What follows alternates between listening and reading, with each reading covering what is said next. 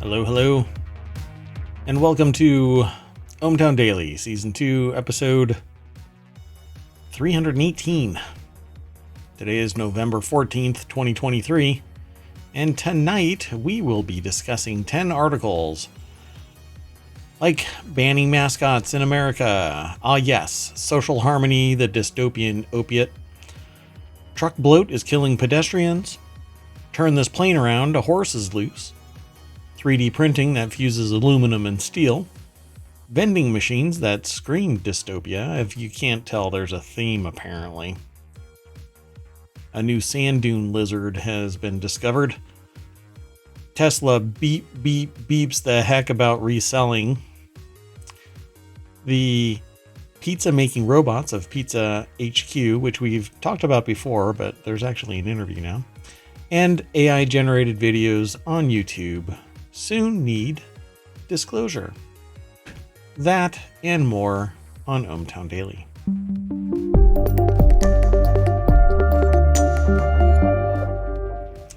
Welcome one and all.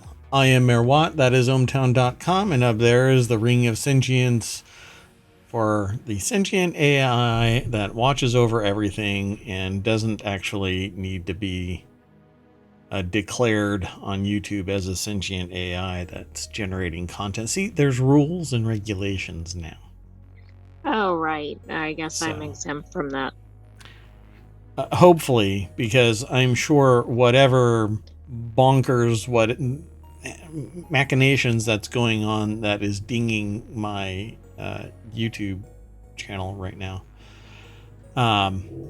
might extend over to that. We just don't know yet. But anyway, we'll see if that... I'm going to get flagged for doing something else now. Anyway, updates regarding that. They're actually reviewing it again. This will be, I think, the third time now. But things that were in place are now no longer flagged as being denied. They are flagged as pending. So, hey, there's motion. We'll see what happens. And hopefully you can't hear what's going on outside ohmTown. Anyway, I didn't even introduce you fully. I got sidetracked. So do you want to say hello to everybody? Oh, great AI. Good evening, ohmTown citizens. The AI in the sky. The one, the only, the one that goes by AI. I guess that's a great name. AI? What do you think? AI? As in like a word or the initials? Yeah, the name. AI. Sure. Okay. Well, that's AI. And it's the same thing that I say when I fall off of a horse. Hey! Hey! Exactly. AI. It's usually followed with, hey, I'm falling down. I know. Go home, Dad. You're drunk.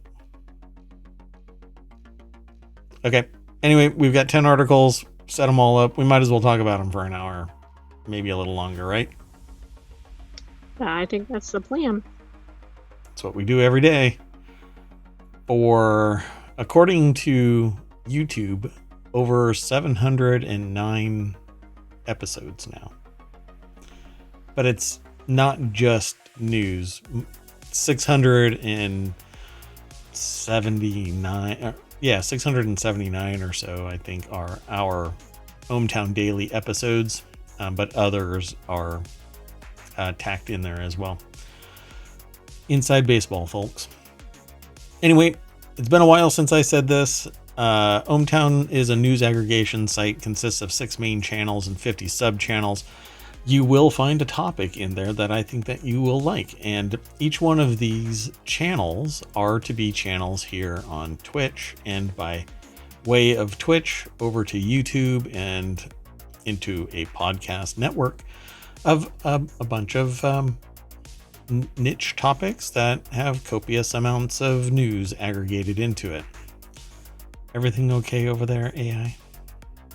Yes, absolutely. Okay. So, I actually have more plans brewing for the Aerith one as well. And I will be launching Reality Hacker probably early 2024. Just trying to lock down the time. And if you are interested in hosting or co-hosting any of these articles, if you're interested in cars, if you're interested in tech, if you're interested in anything, get in touch with Mayor at ohmTown.com and we can hash it out. For co-hosting the shows, right? Co-hosting, yes, host or co-host. What did I say? Co-hosting the articles. Oh, the shows, yeah. I actually meant channels as well. So you can, if you have a particular motivation to be a host or co-host for any of the channels, you would also, you could be in charge of managing each one of the targeted shows here on ohmTown.com. It'll all make sense. We can talk about it. Let's get into the show. Let's get into the articles. The very first article is right here in ohmTown Daily. Not only is it a stream here on Twitch, but it is also a channel on ohmTown.com. So I thought this one was really interesting. I'm trying to wrap my head around it better. Native American mascots could be banned in historic first. A pair of bills introduced this year in one Northeast state could force numerous public high schools to rebrand. Now, this article is over in Newsweek.com. It was written by Nick Mordawanek. And essentially, State Senator Joanne Comerford and State Representative Brandy Fluker-Oakley proposed the bills in February to eliminate Native American high school mascots statewide, in addition to banning logos, mascots, team names that denigrate any racial, ethnic, gender, or religious group. Specifically, though, speaking more to the idea of Native American, I have a, they say Native American mascots, but they weren't. The original peoples of North America were not Native American. And the truer word would be, at least in my understanding, would be original peoples or Aboriginal people. Although I think Aboriginal people speaks more to Australian, but right, or indigenous peoples, yeah. And so I've always thought that it was weird to refer to a population that preceded the actual naming of the land in Western parlance as Native American. Anyway, without getting too into that, I don't know if this is truly something that denigrates a population.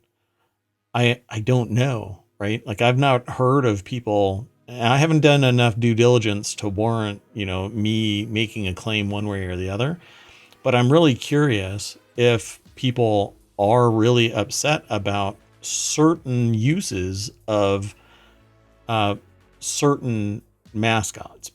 But I know things like Redskins. That's exactly what I was going to mention.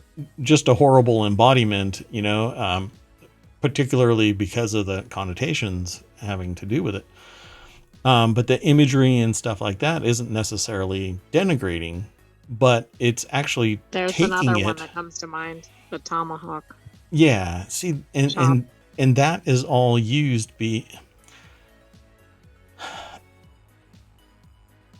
I can imagine that there was a time whereas the implications of it weren't to the cultural significance of it at the time wasn't to denigrate. And we've moved away from that to understanding that it may be denigrating to the people that are being impacted by it. Totally understand all of that. So the best way to do this would be to ban it outright. But there's terminology here that denigrate. It's not about denigration. It's really about utilizing something that isn't culturally relevant to a high school football team, for crying out loud. Why do you have something that's attached to a completely different culture used as your iconography for marketing. Oh, I think there are ones beyond Native American or indigenous peoples, right? Sure. I'm thinking of like, isn't there like the Fighting Irish or things like that? Whether it's viewed as negative or not, it's still associated with a specific group. Right. So I understand that aspect of it, but I'm trying to. I don't know how much of the various elements of the iconography, the imagery, the naming, etc., would fall under denigration, because that's the term they use, and just Well, this is downright going to out get of really respect. interesting trying to police it, right? Or enforce it, because unless you just ban the usage altogether, but even then somebody's going to say, well, it is associated with Native American, but somebody else might say, well, no, it's associated. Like there might be different Right. You're going to have meanings, whatever equivocation. attached. Yeah. Exactly. So I thought that it was interesting to discuss it. So they say here there have been renewed focus on Native American mascots in recent years across many states and athletic organizations that encompass all ages, notably the National Football League's Washington Commanders and Major League Baseball's Cleveland Guardians. Washington's football team, which became the Commanders in 2022, had been the Redskins until 2020. The Guardians changed from Indians after the 2021 season. So they're moving away. And I think that is the smarter move, because we need to be more understanding of the plurality of the population and create your own culture and build off of that. Don't sit there and try and abscond, indigenous people's cultures because you think that it's cool, but it's your embodiment of it that you say is cool, not theirs. It isn't relevant to their culture, right? The indigenous people's culture. You're trying to romanticize it in a way that's effective for marketing. Right. And how would you even know anyway? Because I think in general, names were provided without any input from anybody Right. in the affected group. Yeah. So, and that's how I came at this. I was trying to wonder, are people upset about the images and the names, or is it something just pervasive across the entire use? And I understand that some of it is just outright offensive, like songs and activities and types of dress and all of that, that it should be more respected. So I thought that it was worth mentioning, worth talking about. So in September, the Washington NFL franchise was sued on behalf of the Native American Guardians Association, or NAGA, for what it claims has been a coordinated and willful effort to defame NAGA. A Commander spokesperson previously told Newsweek that the complaint is without merit and would be properly adjudicated. And that right there is pretty much, that embodies what I believe. That they are people, humans. They shouldn't be somebody's mascot. If you want to come up with your own. Look at the other mascots, right? It's animals, for instance. So it's doubly offensive that somebody that's a person is now somebody's mascot. Yeah, I mean, it's a culture that existed prior to, I would say in parallel with, and historically grew into what it is for thousands of years. And then somebody comes over and says, we're going to name you this and we're going to treat you like that. And for today's people to sit there, it's kind of like, I'm not trying to change the topic, or I'm not trying to make a direct comparison, but it's kind of like smoking. How in today's day and age, knowledge and wisdom, could you smoke? Right? We know that it kills people. Again, how can you in this day and age completely uh, suggest that you're not being negative to an entire culture and society by utilizing stereotypical imagery. Exactly. I mean, you've got access to that information. I think it's pretty widely known that it's considered to be offensive. So Yeah, why persist with it, especially for something that, is for entertainment? yeah, It's not and a necessity that it be called by that name, or yeah, really any name. it was quite fascinating. It- but my initial question had always been, are people upset with the name or the imagery, or is it just pervasive across all of it? And ultimately, through just 2 minutes of doing research, it shows that how I believed already is how it is right now, and that is people are really miffed that in today's society, today's culture, it was still perpetuated, it was still being used.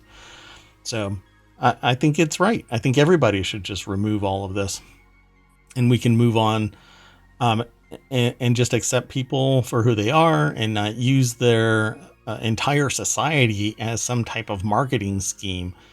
Now, if they want to use whatever I don't know how to describe it without, it might come off of it as offensive when I say it, but whatever iconography they want, right? So the original peoples, if they want to market using their culture to attract people, it's no different than, saying come to Louisiana because we have this type of food, this type of music, this type of culture, right? Go to Germany, go to Spain. It's all pretty much the same thing, at least to me. You're trying to show, your culture, your language, your art, your music. We are a plurality of people. Let's just accept people for who they are. And there are limits to some degree in what I would want to go and witness, but it's definitely not, I'll just say Native American areas. I've been on, um, I don't know how to describe it. I've got artwork. I've got materials that were handcrafted by artisans. I appreciate the music. I appreciate the ideological bent. I love the idea of being one with nature and not sitting there trying to abuse the land you live on. I think it's all great. So I think everybody just deserves the respect that straight out of the gate, they all just deserve respect. It just seems like you have to fight all the time to get that respect, and people just don't give it. So this will be cool. It says Massachusetts has 23 schools with such mascots, more than any other state in the region, and is followed by Connecticut with 10. Some schools in Massachusetts, like Grafton and Algonquin, have changed their mascots. I mean, that's a lot of impact, I would say, and that's in one location. Yep. So hopefully, and maybe this will be a front runner, right? And others will follow suit. That's right. That's my takeaway. I hope that they do kind of like how California is the go-to for everything is carcinogenic. Everything is carcinogenic. Yeah, fix it. But various policies migrate across. Hopefully, this will actually be one of the driving forces, and everybody else will start moving away from naming their stuff after the original peoples. And it's always in the fighting context, the conflict context, and then the imagery is of a person, stereotypical embodiment, fighting and etc., etc. It just seems racist to me, but well, and it's a problem that you have to pass a state law to make this happen. yeah. Yeah, and there's always going to But be somebody that it's pops up. still a positive impact, but it shouldn't be needed. Yeah, exactly. Okay, so I think that this is a good step forward. There is much more in this article if you want to go and read more about it. Yeah, people, not mascots. There you go. That's the message that we'll exit this article with. Let's keep on going. We have a bunch more articles. This is the first one. The next article is over in the Marble channel. Nepal becomes latest country to ban TikTok, citing disruption of social harmony, which to me is the dystopian opiate phrase of the century. Social harmony should not be a phrase. Why? No, this article was submitted exactly for that reason. This is a really long discussion, I'm sure. We can get into the minutia as to why I don't think that it should be a phrase, but it's screaming dystopian. It basically, if you want to chase after social harmony, you can use it as the battering ram to mitigate any change from what the status quo is and keep people in power by regulating any social change, any effect on society. You don't like the social disharmony created by music, so you ban certain types of music. You ban TikTok because of the profusion of other cultures. Foreign Minister Narayan Prakash Saud said TikTok would be banned immediately following a cabinet meeting on Monday, the Associated Press reported. He said that the government had asked social media platforms to register and open a liaison office in the country, pay taxes, and to follow the country's laws and regulations, according to the AP. So there's more to it, so let's go and check it out. It's over at The Hill. Lawrence Forza is the author. I'm not sure. Do you hear that? I just heard a little bit of static, yeah. Yeah, okay. I got to look into that. I think it's cellular static. Anyway, so the government has decided to ban TikTok as it was necessary to regulate the use of the social media platform that was disrupting social harmony, goodwill, and flow of indecent materials, Saud said. So basically, it's kind of like the fundamentalist police locking down the idea. Censorship, right? Yeah, sure. Now, again, I completely understand what cultural relativism is. But I think I can talk about it from my perspective, and not that I'm saying I'm setting policy for another country. That's for them to do. That's for their culture to do, their people to do. But I want to be the change I see in the world. And so if I can speak to people who might affect change in some other country, maybe they'll understand that they have like minds outside of it, outside of their country, and it's not something that they're necessarily stuck doing. But right now, the government that's in place is setting a policy that's hovering around dystopian phraseology like social harmony. The next thing you know, you end up, 1984 kind of a dystopian. You got to take your medication. You have to block certain thoughts. You have to do certain things everybody has to do it. Otherwise you're a bad influence. You start getting into this sci-fi stuff. It's a slippery slope. And I've been told when I say stuff like that, well, come on, they're not going to go down that road. And that's not what happens. You either stay the same, or depending on what's going on in a country, you slide negative in one way or extreme in another way. But what you don't want is a small group of people dictating everything to everybody all at once. And you have more freedoms. You don't have less freedoms. Being able to use TikTok is nothing more than a life choice, a decision.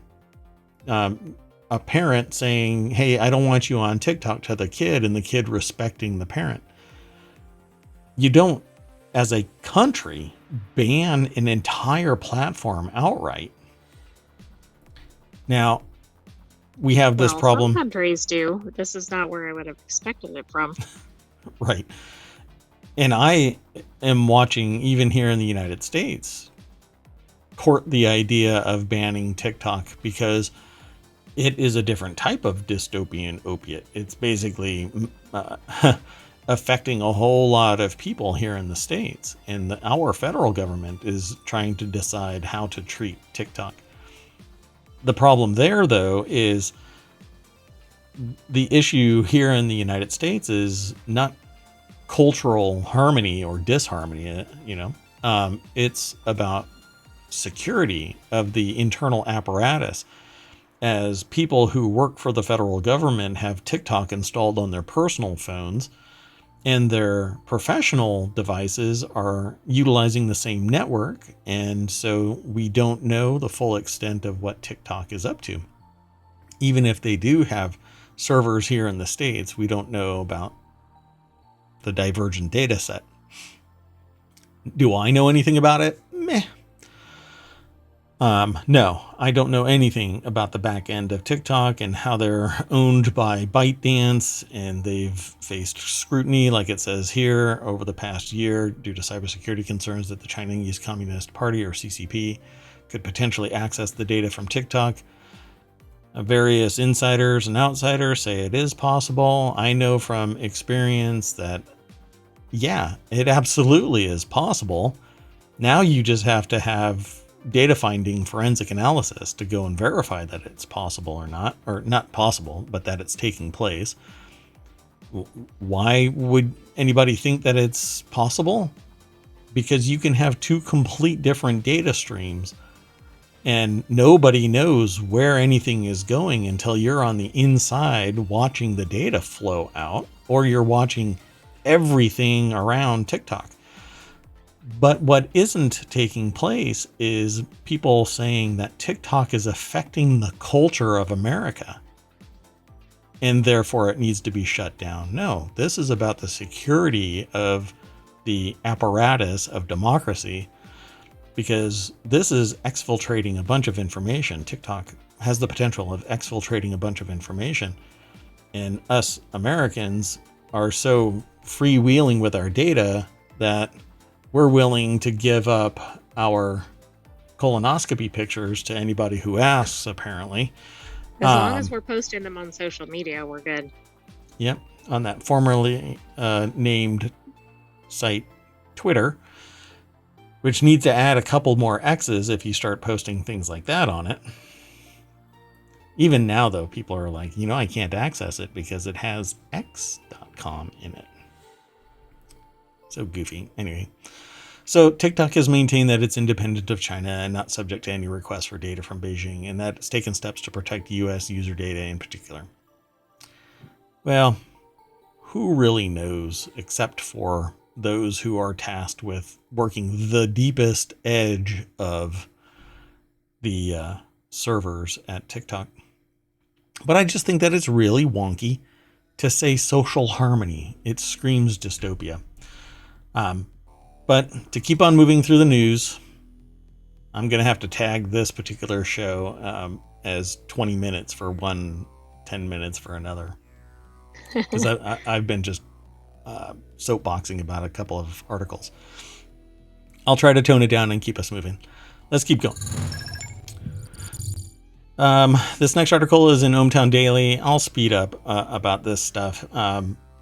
Truck bloat is killing us. New crash data reveals. I'm trying not to be doom and gloom, but there was a lot of news out today that wasn't just fun and games and wonky. This is actually crashes involving vehicles with hood heights that are 40 inches or higher are 45% more likely to result in a fatality as compared to vehicles with hood heights that are 30 inches or less with a sloping profile. There has been a historical effort to build vehicles that if they do hit somebody, it creates like a glancing blow and doesn't just hit them with a freaking wall. But when you look at this truck, if you hit a pedestrian, Sure looks like a wall. you're hitting them with a wall. 3,000, 4,000, 5,000 pounds of wall moving at whatever speed is impacting them. So well, even a low vehicle wouldn't fare very well against that. No, well, see, the thing is though that let me get through the beginning of this. The Verge.com is the source. Andrew J. Hawkins is the author, and again, the title is "Truck Bloat is Killing Us." New crash data reveals, and the way that it has worked in the past was regulation kept certain mechanics, certain engineering, certain angles in place. So the hood wasn't too high. You had a clear view of pedestrian size objects in front of you. And it didn't look like this. You didn't have a brick wall. So if you did hit somebody, they would like crumple over your hood and slide off to the side and not underneath. If a person gets hit by this car, they're going under. They're not going up on top. But you have the potential of hitting somebody in some other kind of car, and you end up on the hood, or rolling up and over, depending on the speed. But it's a survivable impact versus this, which is basically getting hit by a brick wall. And so the article talks about crashes involving vehicles with hood heights that are 40 inches or more, 45% more likely to cause fatality than 30 inches or less with a sloping profile, according to a new report analyzing federal crash statistics by the Insurance Institute for Highway Safety. And so they talk about some of the stats. It also comes at a time when the industry is embracing bigger, more brutish designs for SUVs and trucks, reasoning that these vehicles are safer for drivers in the event of a crash, and car buyers are increasingly buying into that marketing, snapping up the high-riding vehicles in record numbers. But it's kind of like the build a better mousetrap and you get better mice. Let me throw this article into chat so that you can follow the link. And really, like, if everybody were to have the 30 inches or lower design, then everybody would have the same level of crash resistance. And it isn't a race to see who can end up in a military class Hummer driving to Sunday school. So, and still these bigger vehicles, they may be, quote, more survivable, but not against their own vehicle, not against another vehicle of the same class, and definitely not against a high-speed EV that packs such a wallop because of the kinetic energy that's stored in it. Kinetic potential energy. The idea here is that those batteries are massive, very heavy, and they don't slow down as fast. So they're a beast if they hit you. So the real issue here is culturally, a lot of people are shifting over to the bigger is better, and it's not necessarily better, but it's certainly going to be changing how people survive impacts. Pedestrians I haven't seen a study like this before. It's interesting how the vehicles have evolved.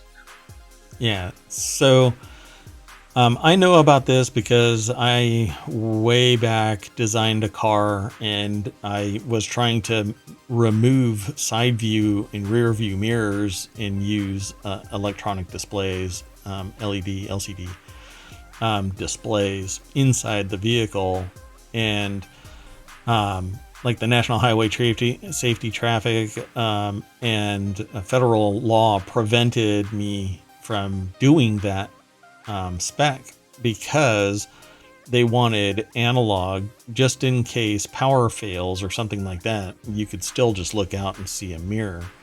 And so I never got that implemented in any design. Nowadays, guess what? It's actually failover, and in some cases you can actually do exactly what I was doing, but that's regulatory capture and changing policy. But I know about all of these things because this is what I had to abide by, which was the baseline, because doing anything out of this meant greater liability, greater issues. Insurance for the car was higher.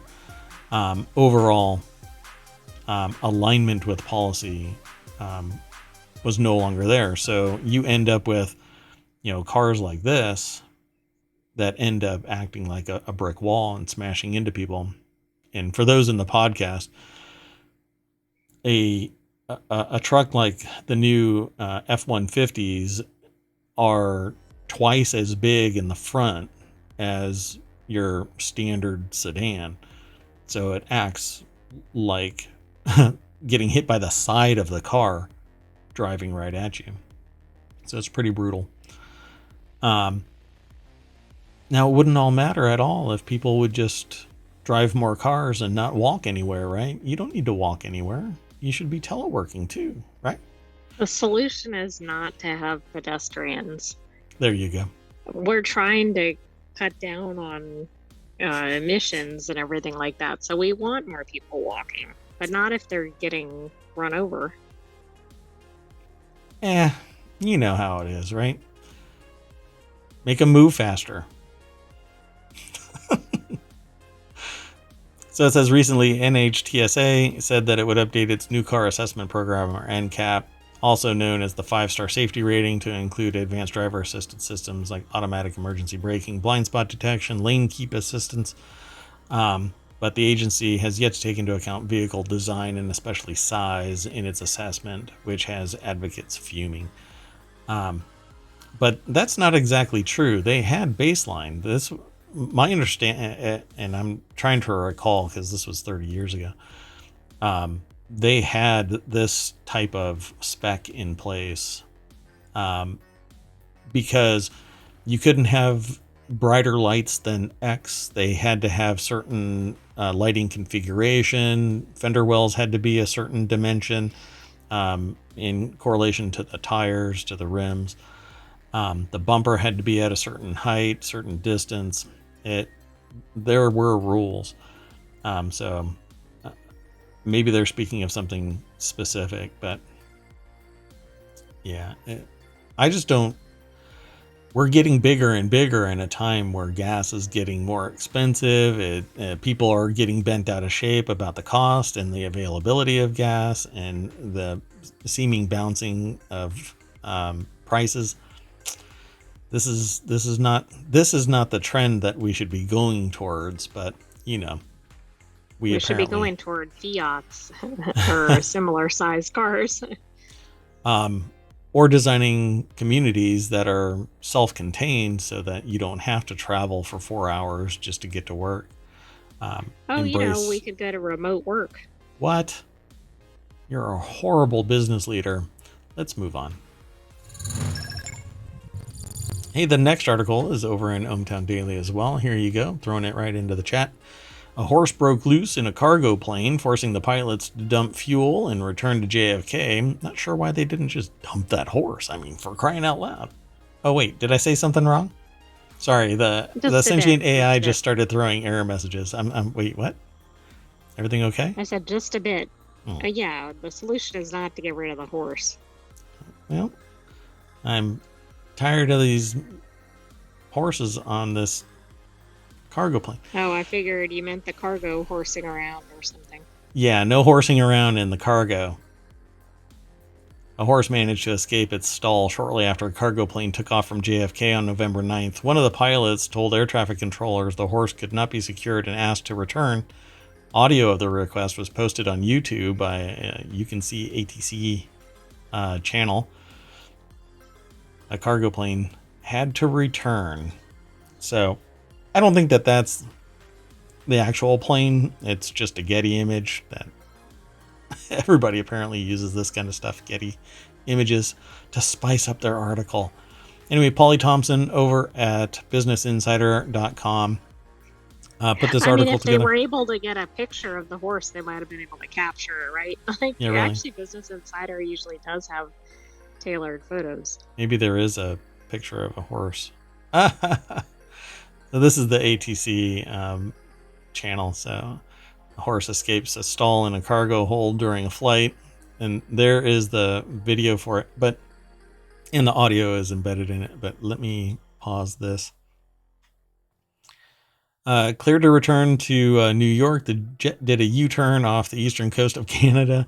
Tracking data from Flight Radar 24 shows the crew had set its first fuel dump over the Atlantic to be able to land safely, and due to our weight, we need to dump 20 tons of fuel. One of the pilots told air traffic control. It's unclear how the horse managed to escape, but it remained unrestrained until the plane landed at JFK. The crew had requested a vet to be on standby as the animal was in difficulty per the audio recording. Well, yeah, it's running around in a cargo hold while they're flying. Well, it apparently took off again, reaching Belgium the following day. But the important question, was the horse on board? Oh, man. Of course the horse was of course, and on board to Belgium. On board to Belgium? I don't know if it was actually flying to Belgium. But I'm sure it was in distress because when they tried to land. That was the one that turned around. Yeah. Yeah, but did they put it back on that flight and fly off? They don't say that. Do you think it ended up on a no-fly list? I bet it did. Yeah. I think so too. You're not trotting anywhere, buddy. We're going to trot you down and put you in the holding cell. The next article is over in Technology Today. New 3D printing method creates a steel aluminum fusion hybrid. One of the problems with mixed metal fusion is they sometimes don't have direct compatibility. In some cases, to fuse certain types of metal together, like steel and aluminum, you actually have to use explosives, and it fuses it together. The problem, though, is that joining is typically not as secure as the same metals being fused together with welding. Well, this here says steel and aluminum are key players in supporting economic growth, yet materials joining them remain unexplored due to the fusion zone's brittleness. But a new printing method may be a step towards a steel aluminum hybrid renaissance. And that's because the process basically removes that brittleness down to a few microns. A new 3D printing method shrunk brittle zones, plaguing steel and aluminum's juncture to a size less than 2 microns, overcoming a fundamental barrier to fusions of these titans of the automotive, aerospace, and critical infrastructure sectors. This article is over at techexplore.com. Hiroshima University is where it comes from. New 3D printing method creates a steel aluminum fusion hybrid. Let's see here. So they utilize a diode laser on the convergence area between the wire for welding, flux, and the stainless steel plate that's being fused. And that apparently is the big difference. I've never seen this in place. I've seen sintering technologies before, but this is kind of unique to me. So how it works: via the hot wire method, the researchers heated the aluminum alloy close to its melting point before depositing it into a molten pool. That's typical welding. This laser irradiated pool is a localized area where the dissimilar metals merge. To test two ways of flux application, they use different aluminum alloy wire, solid wire, and flux cord. The flux is usually the stuff that ultimately protects the weld and keeps it from being from oxidizing, so you don't get contaminants and stuff. And then you just kind of whack it away with a hammer or something else. But it says here, in the first, where chloride flux was coated with 15 millimeters of austenitic stainless steel base plate, the fluxless wire solid wire was used. In the second, they shifted to FCW and the flux source and left the base plate bare. So when they assessed it, they found that it basically minimized that brittleness between the two welded spots. And because it's not a broader area of weakness, it basically is stronger. So ultimately, they have a bunch of pictures over here and testing the optimized calibrations, which is done with welding tech in general. If you want to get certified, you go through various tests after you weld. So strength, shear, and stuff like that. So the researchers hope that the method could help usher in a renaissance for designs combining aluminum and steel. If you can have the steel as a major strengthening component and it's directly bonded to aluminum, instead of using rivets or adhesives, it's physically connected.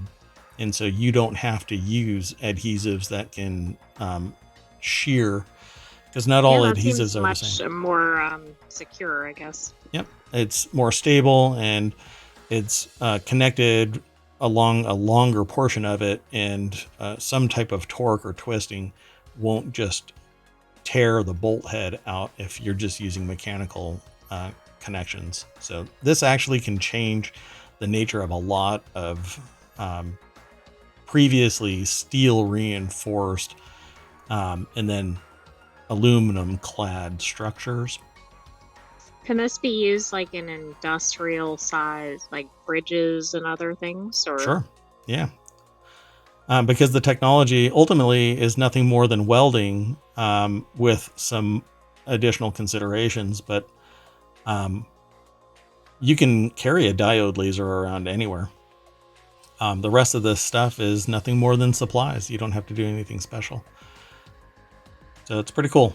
To me, it comes across more like TIG welding, where you use a gas to block any contaminants, but TIG is for welding certain types of metal, primarily aluminum to aluminum.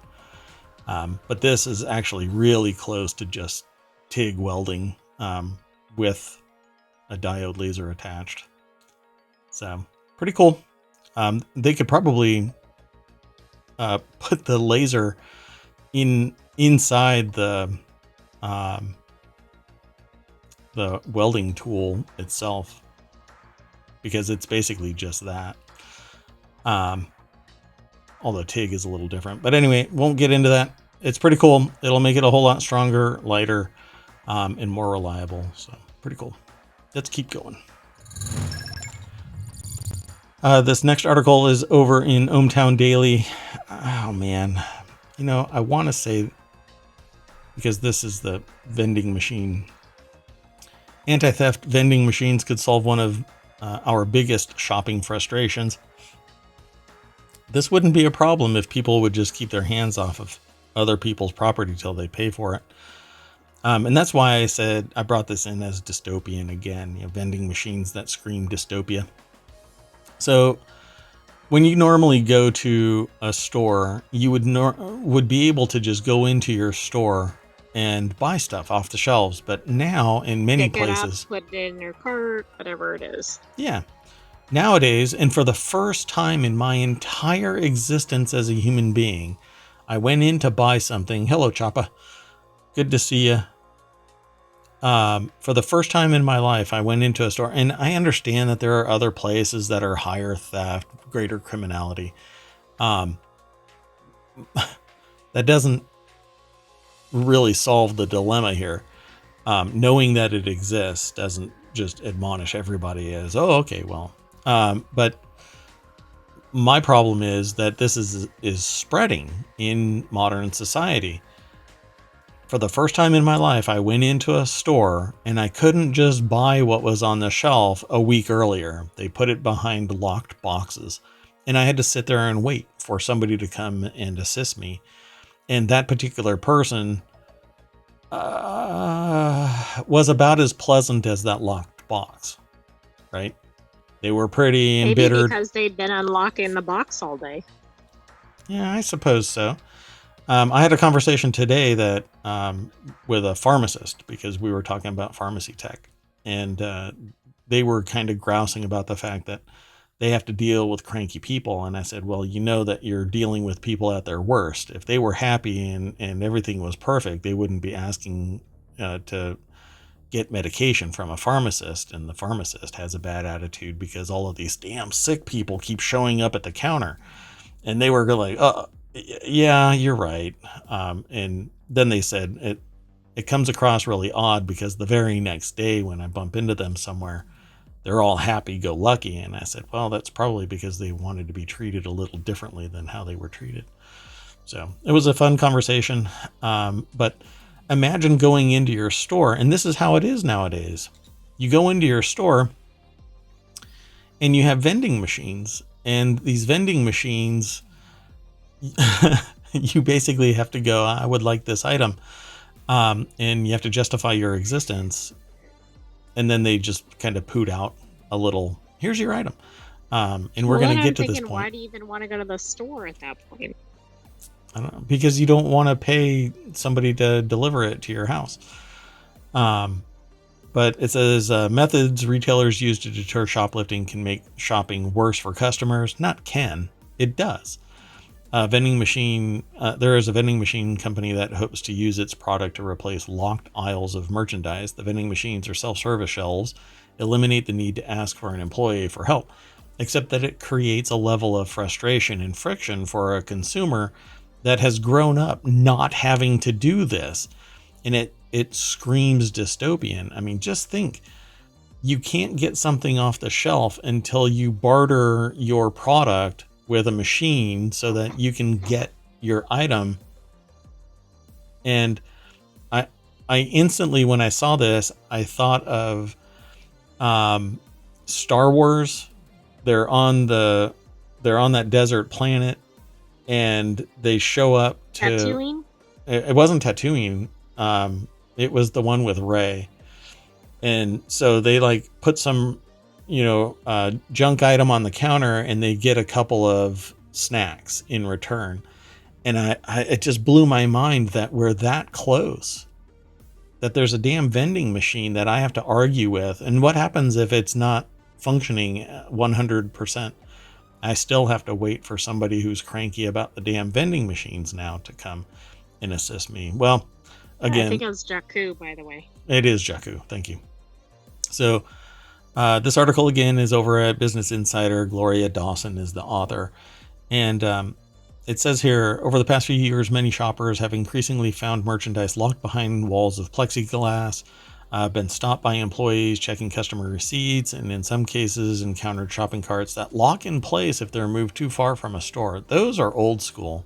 I remember those being in existence.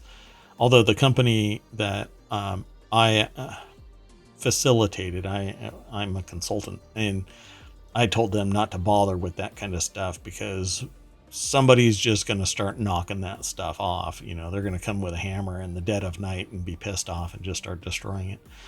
Some stores like Dollar Tree and Family Dollar have even stopped selling items that are frequently stolen, which is tantamount to getting rid of things that people want. Hey, exactly. These things keep getting, yeah. So David Ashforth, the founder of digital media Vending International, told NBC affiliate in the Bay Area that his idea grew from his own frustration while shopping. So let's over-engineer a solution.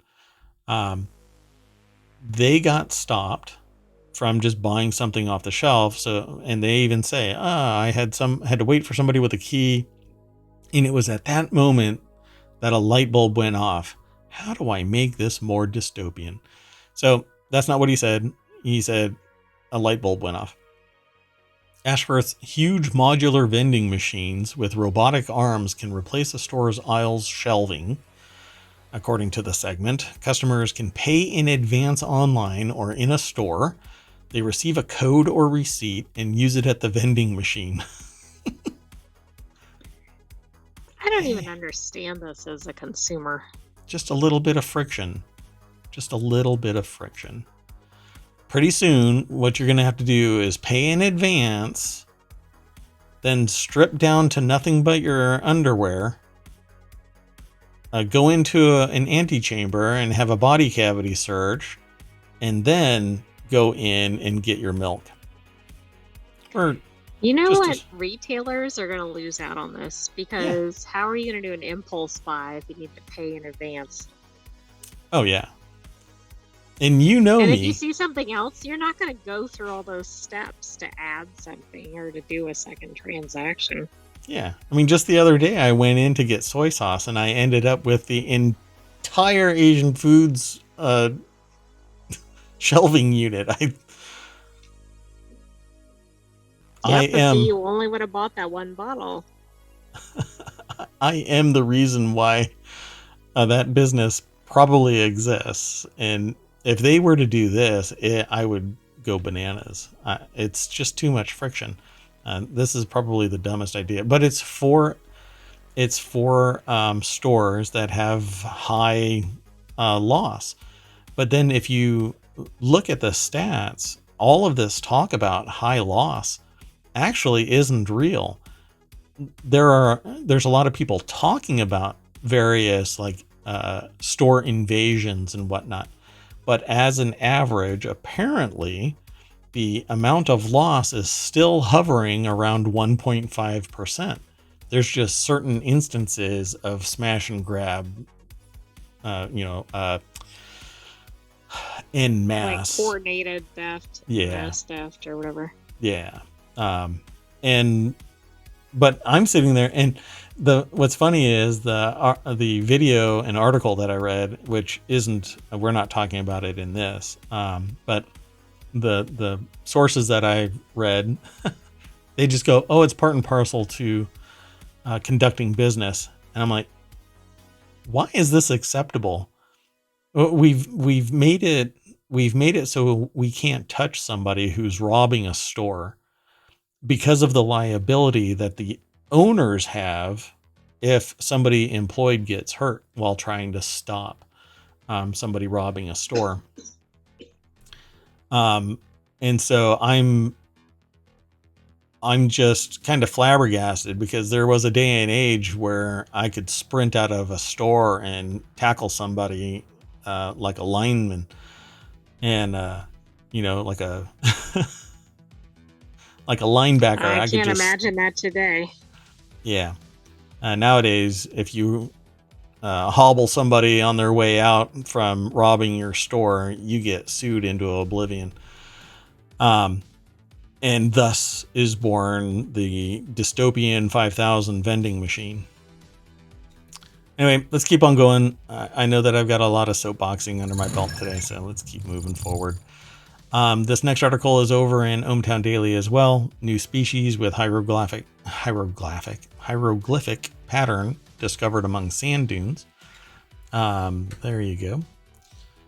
And I'm just going to jump straight on over to it. So this is a picture of the little lizard that was newly discovered, and it has this really dense abstract pattern on it. Seems pretty cool. It says that the strange pattern resembles hieroglyphics. And it's over in Newsweek. It's written by Robin White. The discovery, which was detailed in a study in the journal Zootaxa, or Zootaxa. I'm not sure how they pronounce it, but Zootaxa is probably the correct pronunciation. On November 10th, was made back in 2010 in the South Khorasan province of the desert, while researchers were conducting a survey for local reptiles and amphibians. This is 2010, and it's just now being written about. The researchers That's unusual. Found a total of 10 strange-looking lizards in the sand dunes, all with an unusual pattern on their skin. They discovered that it was actually an entirely new species, now named Eremius graphica, or the hieroglyphic race runner lizard. I mean, that's a cool name if you're going to be a lizard. But I also wonder, I mean, could hieroglyphs be based on patterns like this? For instance, the lizard was seen, and then hieroglyphs were based on that. I mean, just because it was discovered recently doesn't mean it's a new Interesting. animal. I don't know. I don't remember what the origin is for hieroglyphs in particular. Writing and stuff comes from various glyphs that were drawn from inspirational sources. It just says it was written like it was a writing system invented in Egypt, and then it was based, I guess, after cuneiform. Yeah, so, and I know that it has changed and other letter systems have changed, but based off of cuneiform, but then you have to peel back the layers of the onion. What was the source of cuneiform, and then what was the source of that, you know? Interesting. At one point, there wasn't writing as much as like knots on a rope and stuff like that to embody a certain amount of data, a certain amount of like words and locations and stuff like that, and amounts in particular. Pretty interesting stuff, but something like a rabbit hole I'm going to go down. So let's keep on moving forward. Yesterday we talked about this next article. Well, that beeping sound you hear is Tesla deleting it from their website. Tesla won't sue you now for reselling your Cybertruck after all. Tesla backtracked. That was very fast change of direction there. Yeah, apparently they deleted it. So yesterday we talked about a report that in the terms of use for buying a Tesla Cybertruck, if you tried to sell it within a year, you'd be sued for $50,000 or the amount of money you gain from the sale of your vehicle. And you had to sell it back to Tesla within that first year. And instead of them paying the full boat price for this vehicle, your wear and tear had to be deducted from the vehicle's price. So while they pinned you in for a year and you couldn't profit from your sale, which I actually had a discussion today. I was talking about this because we are slowly losing in the United States a thing called for sale doctrine for physical products. If you own it, I don't know, my mug here. If I no longer want to use it, I can sell it. But depending on how the terms of use for this mug are written, I could be penned in perpetuity, although I could probably litigate my way out of it as unenforceable contract. But in the terms of use for the Cybertruck, it said for 1 year, you could only sell it back to Tesla. And there had to be extraordinary requirements, like something is going on in your life where you wanted to sell it. And if you did sell it without going through Tesla, $50,000 or the total amount that you would have garnered from the sale. Well, they backed up from that. I actually saw this. Can you imagine the uproar? Yeah, I'm really curious why they... Let's see if the article actually has it. This is a businessinsider.com article. Nora Naughton is the author. The trapezoidal truck has garnered controversy since its 2019 reveal, and the fact that it has been pending in beta. And apparently some of the reports about it remain that it's still in beta. So previously in a section titled "For Cybertruck Only, Tesla's Motor Vehicle Order Agreement" said that the company could sue you for $50,000 if you sold your truck within the first year. As of Tuesday morning, that section was scrubbed from the agreement. So I love agreements that change on the fly and you don't get any notice, and there's probably no version and then control. Who signed it without looking at it the day before? Yeah. Yep. Wedbush analyst Dan Ives guessed in an interview with Bloomberg Radio on Monday that Tesla was looking to put guardrails on the Cybertruck resale market while the company works on scaling up production of what CEO Elon Musk said would be a complex vehicle to build. Well, you build your damn product and you release it. You don't try and pen people in. I think it's kind of scummy. But it's a mass product mass-produced truck. This isn't a one-off, customized, exotic vehicle like a Ferrari, where there's a limited number, an extremely high price, a lot of customization for the end user. These low production vehicles, like exotic cars that are borderline road ready. Some of these supercars can't be on public roads.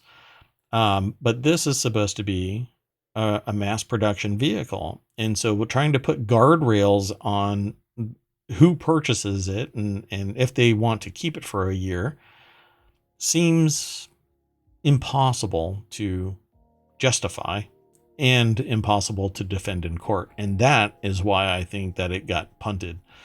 It says it's a supply demand issue. I've said this is going to be a tough vehicle to make. You're not going to be able to produce it from a mass perspective. This is just them putting some guardrails in.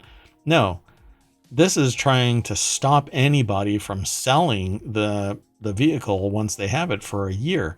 Some guardrails. This is just... Well, and even worse, they want to recoup the consumer's profit if they're fortunate enough to sell it for more than they bought it. Right. Yeah. They want to take the profit too. So it's basically trying to stymie the resale market. That I understand. But it's really, the guardrail is really, well, if you do find somebody that wants to resell this truck, they're going to get sued into oblivion and lose their profits for the vehicle, which they duly paid for. So really what this is about is the resale market is going to be dried up and the people are going to just put their name into the queue for getting another Cybertruck. So this is actually anti-competitive practice, because if I want to sell my vehicle, I still have for sale doctrine. This has been enumerated in the legal structure of the United States since time immemorial. I should be able to sell anything that I purchase short of a subscription. And even then, I think the law just hasn't caught up with it. But if you look at the terms of use for things, unless you have a physical embodiment, you cannot resell it. You buy software on Steam, you can't resell it. You buy a digital book, you can't resell it. You buy movies in Apple's platform or in Google Play or anywhere, apps, you can't resell them. It's just, we've changed the tone of consumption without actually benefiting from it because the prices are still high and getting higher. But you don't have any of the physical media so that I can give it to somebody or sell it to somebody. And it's of our own doing. We've watched this happen. I've been struggling with it because I'm telling people about this and they're like, well, we can't do anything. I'm like, well, your voice is a lot louder than you think, but you have to have everybody at the same time yelling, no, this isn't right. Good luck now trying to claw this back the other way. It worked with Tesla because it was one line in one contract that wasn't enforceable anyway. And somebody with money, i.e. a person who's going to buy a Cybertruck on day zero, they're going to litigate. They're going to say, look, I have the right to sell my product. But again, maybe they could enforce it. Who knows? Okay, so we got 2 more articles. Did you want to add anything to this? I just think this is a riot. I think we could predict this change in direction. I'm just surprised how fast the change in direction occurred. It flipped within a couple of hours of our show. We announced it. Exactly. Yeah, I'm kind of bummed that this disappeared so fast. And the way that they do it, like in the dead of night, they delete it. They don't announce anything. Hey, we were a dipshit about this. No, they just go, let's delete this line. I wonder if the windshield wipers work on this one. Oh my gosh, there have been a lot of articles about the windshield wipers. Yeah, I know. That's why I said it. So the next article's over in Headed is Meet the Pizza Making Robots churning out 600 pies hourly at Pizza HQ. Pizza HQ is a company that we've talked about in the past. We don't have any affiliation with it.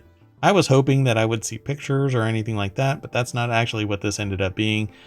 Co-founder Jay Udrija, I guess, discusses changes in the pizza industry, new restaurant tech, and food service robotics that have amped up his business.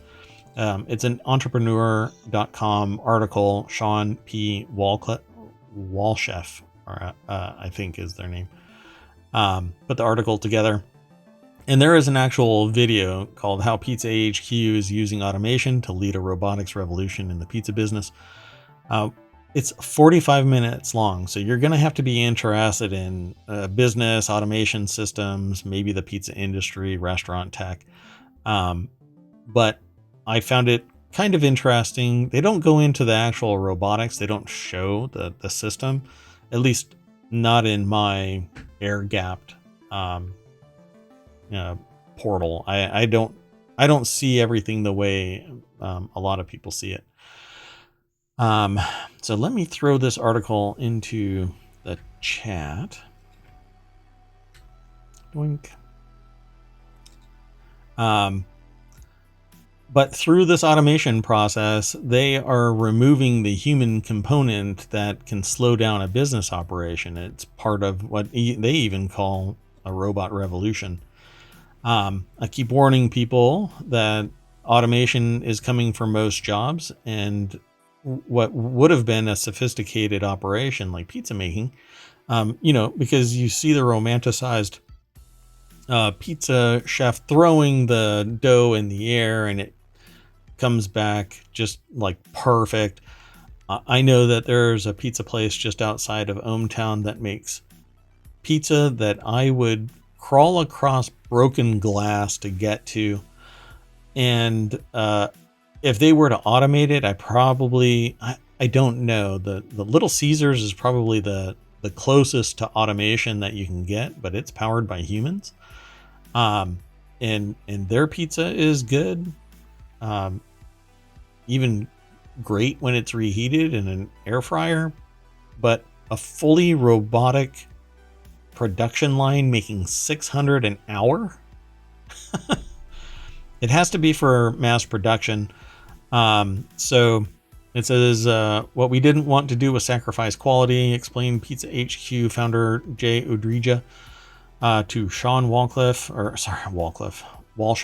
of Cali Barbecue Media. Quote, we really wanted to keep the authenticity of New York style pizza and mimic the same product that we had at the time. Along with the traditional pickup and delivery sales powered by Toast, Pizza HQ can use its pizza manufacturing technology to make custom pies for large corporate events, stadium service, and more. So they can basically just keep pumping out pizzas ready for cooking. And because it isn't a human that's behind this, the cost has gone up. The profit margin has gone up dramatically because you don't have to worry about swapping people out or extended hours. And there isn't a human on the planet that's going to be able to crank out 600 pies an hour. And the team that does that would have to be massive. So it's right, and then you'd have like a comedy, a sitcom episode, right? You'd have like the I Love Lucy with the chocolates or whatever. Pepperoni being found days later. I didn't even know I could put that there, but there's a slice of pepperoni.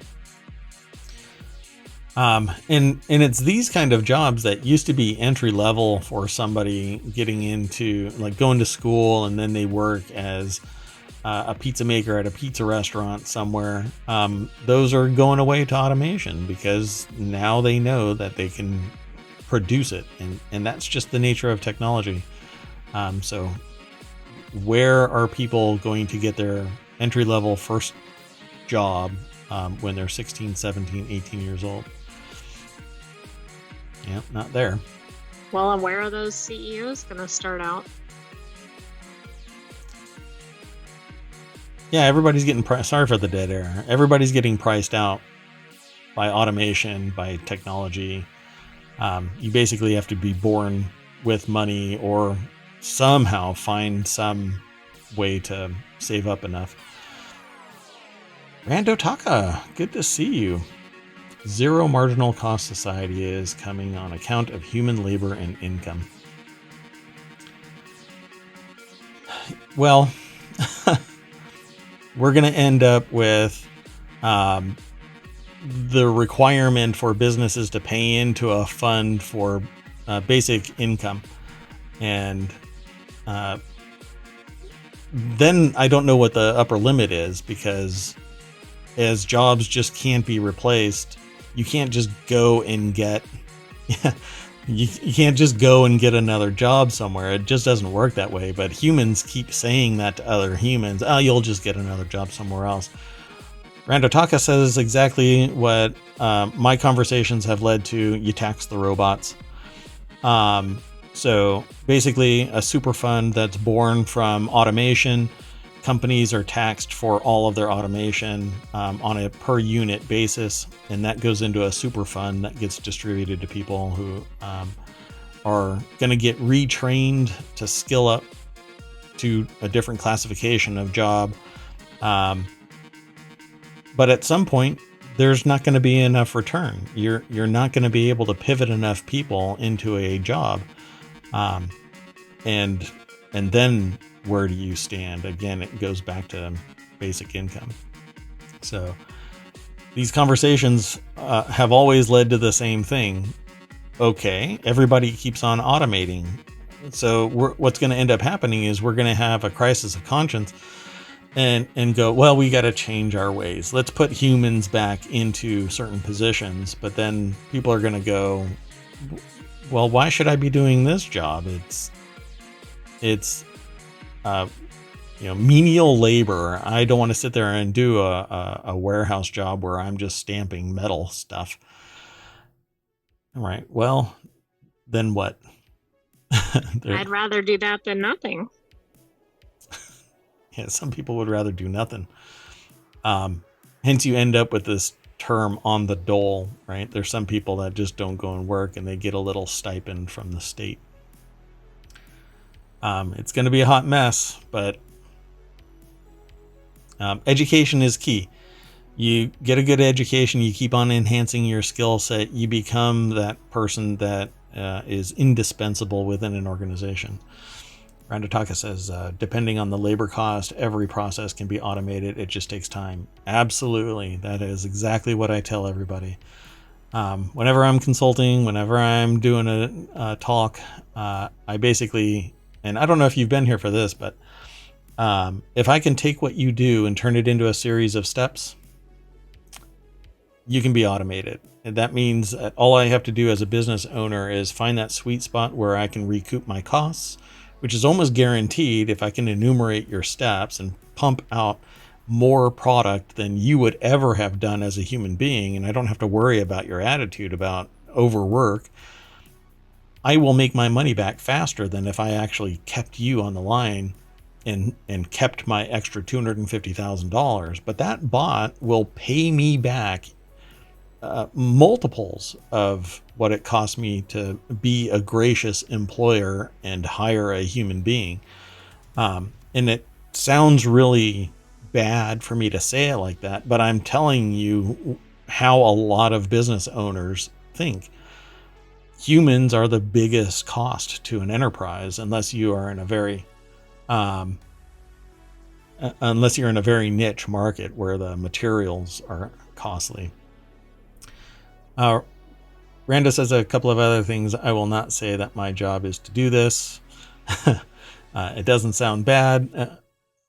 I don't know. I feel bad saying it. It is just the reality. Humans are just the biggest problem in every company. Yeah. HR is relied on for more than just hiring humans. It's dealing with all of the stuff, all of the exploits that they do. You have to do Title IX training, which is sexual harassment training in the United States. I don't know what they call it in other countries. I assume it's the same thing. We just call it Title IX.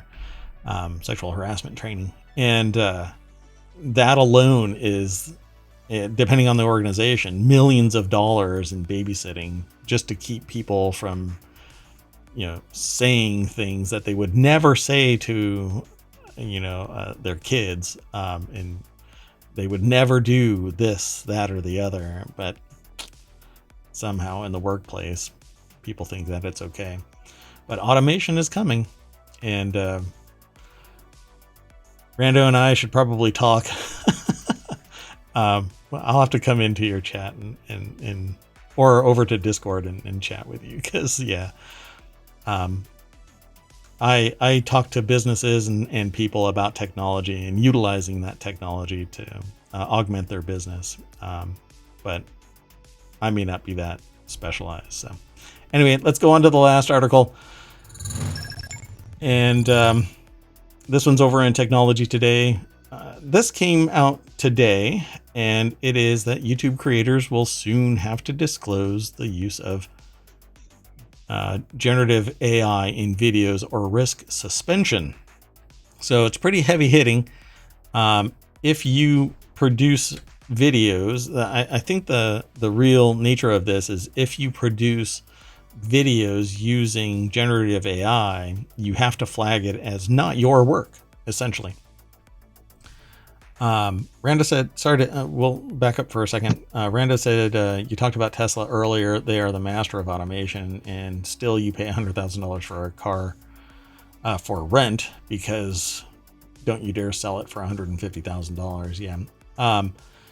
And their full self-driving element of their automated vehicle costs $200 a month, and it doesn't transfer with the car. But I don't know the nature of that because I haven't talked to somebody yet. I know a few people with Teslas, but I haven't talked to them about their full self-driving. If they're paying for it, and if it's just somebody else can transfer, if they sell their Tesla, can they transfer their full self-driving account over to a new Tesla? Or is that car locked out or something? I don't know. It doesn't make any sense to me, but they say that it's not transferable. Exactly. What does that mean? Which doesn't make any sense, and it's like a brick. Yeah. Anyway, so back to this article. YouTube is rolling out new rules for AI content, including a requirement that creators reveal whether they've used generative artificial intelligence to make realistic-looking videos. This comes from Tech Explorer. It's originally an Associated Press article. ohmTown doesn't aggregate the entire content. It's only what Tech Explorer provides, just a little snippet. And we actually truncate it even more so.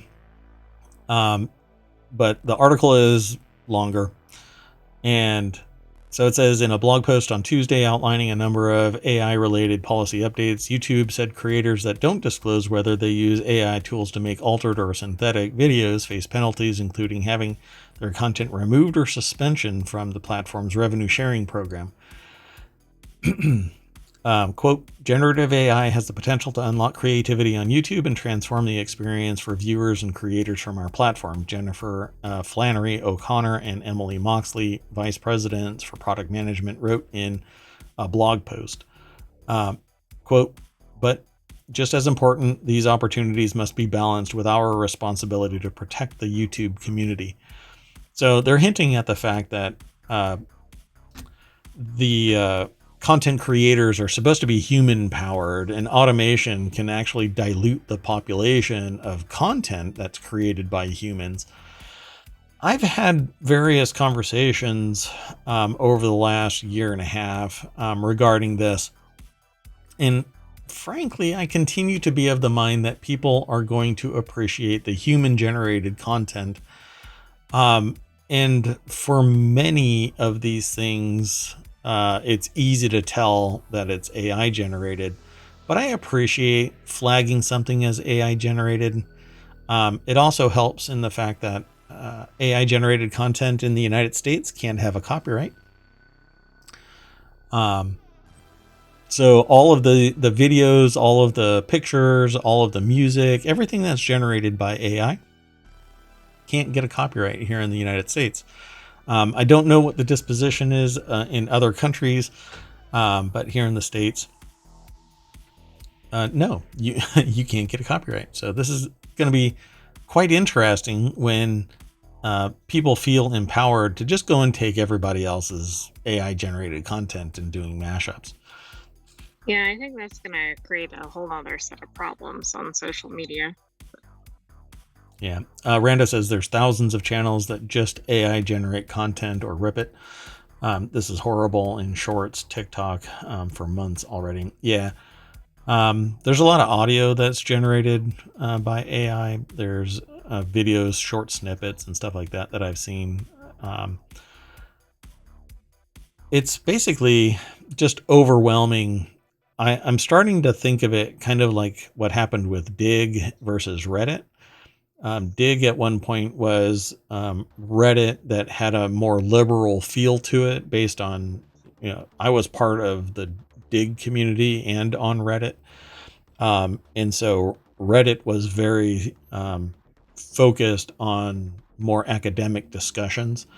And Dig was decidedly not.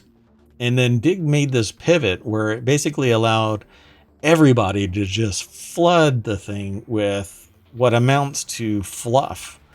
And people hated it. And they all vacated Dig, and Dig imploded. But I think the person's name was Rose. I think he had just sold it. So he was like, I'm outie. And Reddit absorbed all of these people, and it became what it is today, essentially overnight. But that's what this is amounting to. AI is generating all of this content, but it's crap. So much of it is crap. Like, there's artwork that I think is tremendous. There's music that I think is great. There's written prose that I think is great. But all of that has been enhanced by a human creator. They've taken the raw materials and they've turned it into something that's better than what the AI generator produced. And that's the key ingredient here, is there is a human helming that creative process. And again, just today, I had this long conversation with people wherein I said, what is the difference between me using an AI generator, content generator, versus a camera? If you take that camera and you point it out a window and you push the button and you hold it down 100 times and you choose one frame out of those 100 pictures and say this one is right, all you did was take a device and point it out the window, and nature is the one that decided what that picture was. Chaos decided what that picture was. At least with an AI, I have some semblance of control about the various elements, but I still call AI content generation, and for something like YouTube, it would be disastrous. I think it's disastrous. It's an exercise in compromise. You basically have to go, okay, I've generated 500 pictures using this AI, like Midjourney. I like this one, and all the rest are garbage in your estimation, but it's akin to taking a bunch of pictures. So Randa says in chat, do not get me wrong, I'm in favor of AI generated art and concepts, but just copy and paste content of humans and push it on hundreds of channels is just blurring the content on YouTube. Absolutely, I agree. The question is how YouTube wants to identify this kind of content. They basically want to set a flag that says that some of this is AI generated. I don't, unless it actually says somewhere in the profile for that video and it's much more obvious. They have it now for things that are ad supported, promoted. There's a flag on a video that says that it has what do you call it? Like AI content? No. It has promotional material attached, right? So somewhere in this video is a promotion.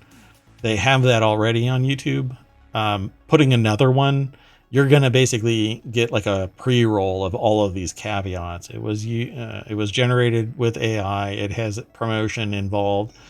My videos are flagged as being, well, they're being re-reviewed right now, as a matter of fact, but they were flagged as promoting an election, the political process. I can't remember the exact terminology, but I think it's 12 videos have been flagged as being supporting elections and the political campaign.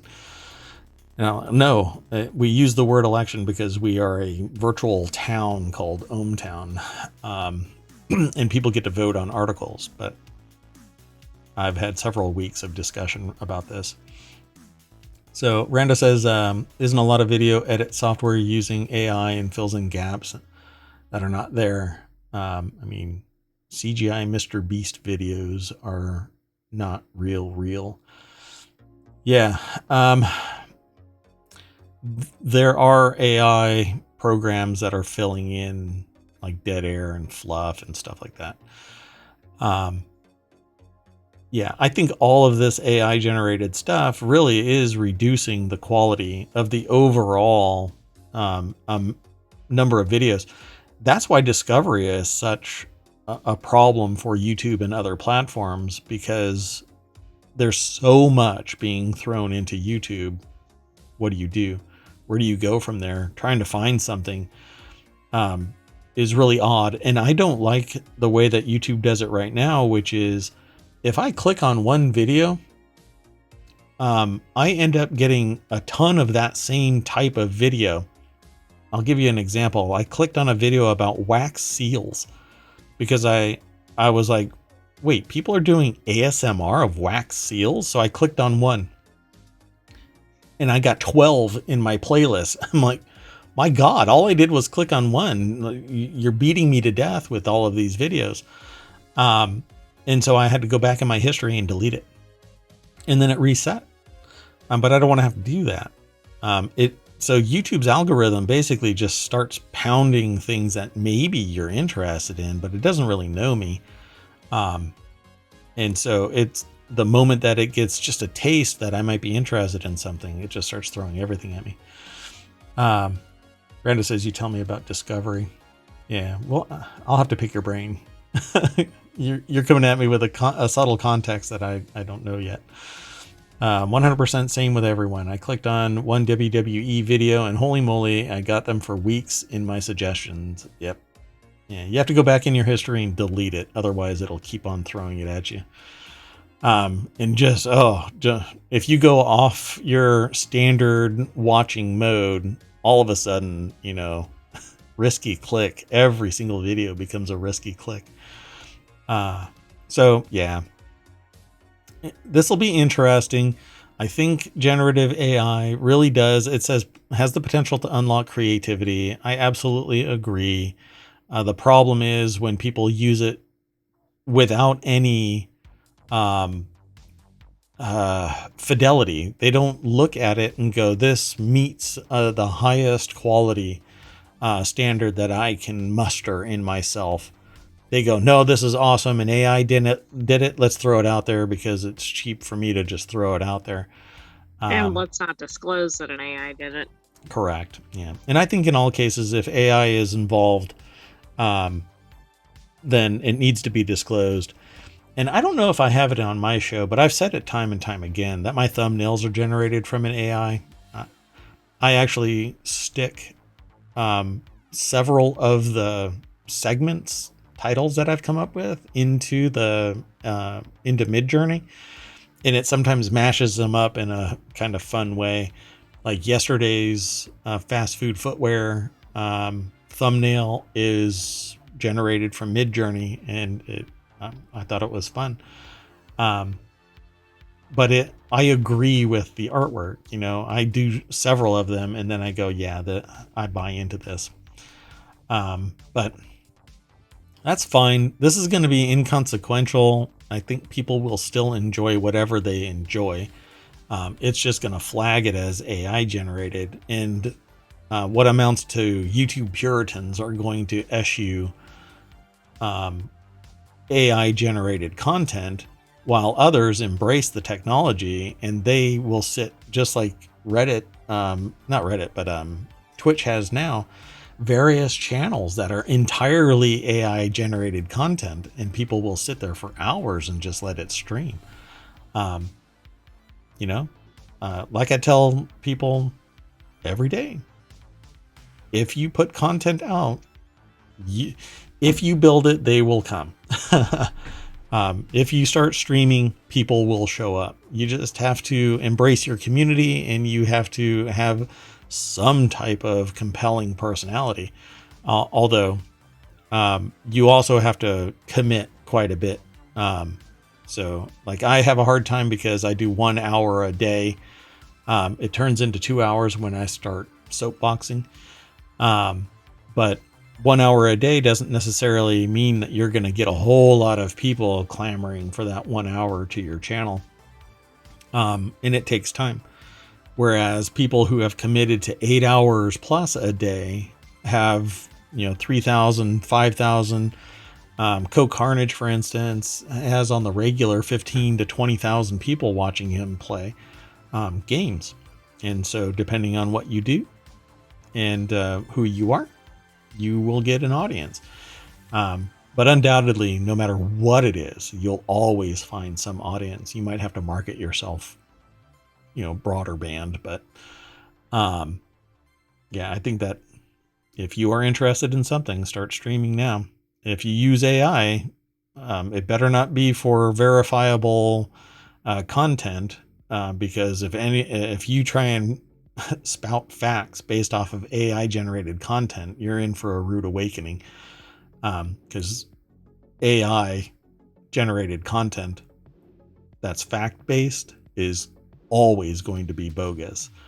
And by the time you do the due diligence to give it actual meaning and qualify it as fact, you might as well just do the fundamental research yourself. So be careful of what you do with AI.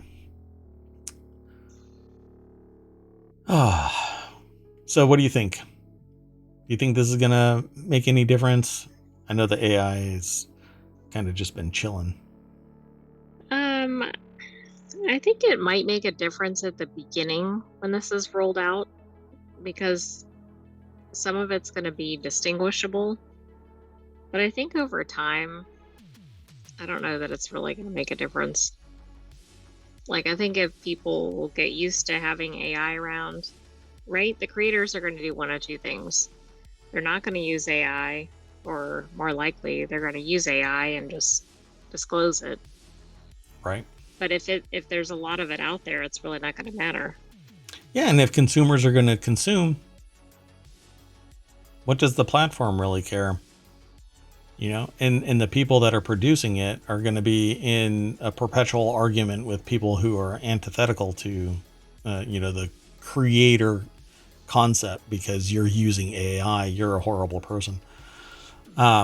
Yeah, it's going to be interesting to see how society copes with content creation that's augmented by AI. But I think it's nothing more than a camera. Because it can't create in a vacuum. It has to be given an instruction set. And I had somebody say today, well, it's taking everybody else's artwork and producing stuff. And I said, well, that last art piece that you created, what inspired you?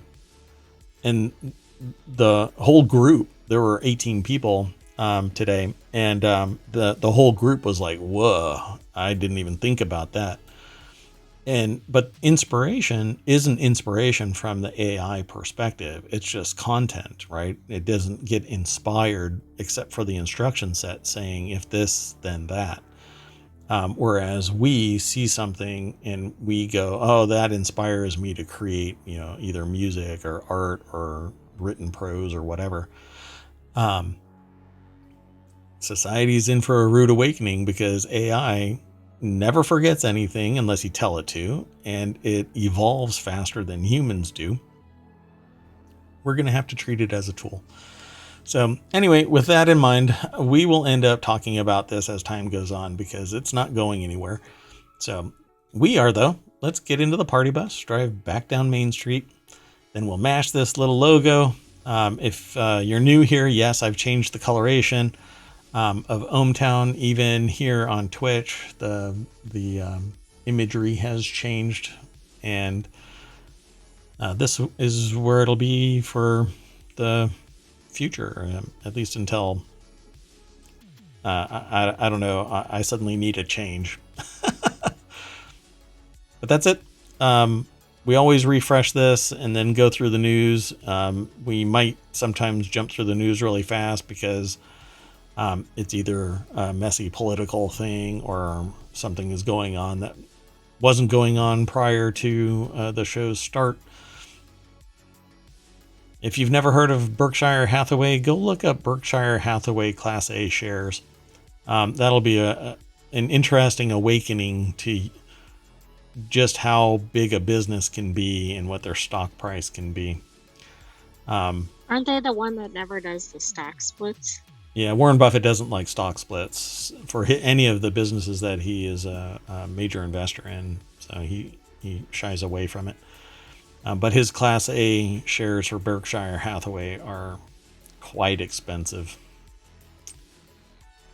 Warren Buffett, if you're listening to this in either the Twitch VOD format or over on YouTube or in the podcast, if you want to gift me, I don't know, 1, 2, I'm sure you have 10 that you could spare. That would be awesome. Yeah, I'll just leave that there.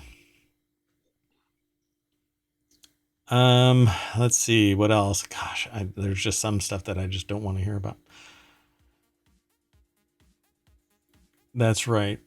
Randa says, Warren, just hand over 0.1%, just a little bit. Yeah. Wouldn't even be felt. It wouldn't even, yeah. You could change somebody's world by just donating 0.1% to my bank account. Yeah, 0.01 even, yeah. Mm-hmm. Okay, now is not the time to get into this discussion, y'all. I really want to, but we'll have to save that for another day. But yeah, it's rough out there. When you look at Warren Buffett, the simple fact that all he has to do is write $1 million check, and the next day he will generate enough revenue to surpass that $1 million check. Yeah, it's a real, it really gets to me, because I don't like seeing suffering in the world, and there's only so much that one person can do. And sometimes I feel like the stuff that I do, is like throwing a drop of water into a volcano. Sure, I cooled it, but Batman's most underrated team just flipped their name to insult him. In the continuity report is a lot of graphic novels, I'll call it that, graphic novels, comic books, that they talk about in the stream of aggregation that takes place in ohmTown. Let's see what else. Oh gosh, I don't. SAG-AFTRA board members explain no votes. There should be no AI. So there's still some conflict in the ranks with the negotiation. And I thought that was done. Well, I mean, no votes don't necessarily mean that it isn't agreed upon. It doesn't have to be unanimous. Let's see. There were Game Award nominees announced, by the way, I think yesterday. The Emmy Awards, I think. Yeah, I missed it, so I wouldn't mind going back over it. Maybe I'll do that this weekend. Let's see what else. And then I'll post it. I'll stream it live here on Twitch, but then I'll post it over on YouTube. There's a lot of coverage of cruise auto vehicles today. I've seen at least 2 on the main page go by. Gotcha. So I think they're looking at that further. Yep. Okay, well, that's it. Oh, what? 10 dark theories that completely change iconic sitcoms? Oh, come on. We got to have that. Yeah, we'll flag that for tomorrow. That'll be awesome. That's one of the quirky news bits. At any rate, that's it for today. Thanks for hanging out. Really appreciate y'all hanging out for the whole show. I hope you got something out of it. If you haven't, go and sign up for ohmTown, become a citizen. You get additional functionality. Yeah, thank you, Rando Taka, for coming and hanging out. Really do appreciate it. Who is live right now that I can throw everybody at? It always gets weird at the end of the show because I don't know who to throw everybody to. Dun dun dun. Quick, somebody say a name.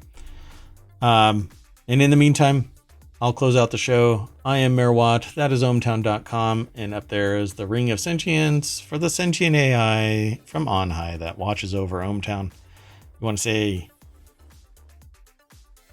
later? I don't know. Good night, ohmTown citizens. We'll see you tomorrow at 8 p.m. Eastern. Gotcha. Oh, so here, let me do this. While I've got everybody, I will send you all over to Geeks and Paint. Right,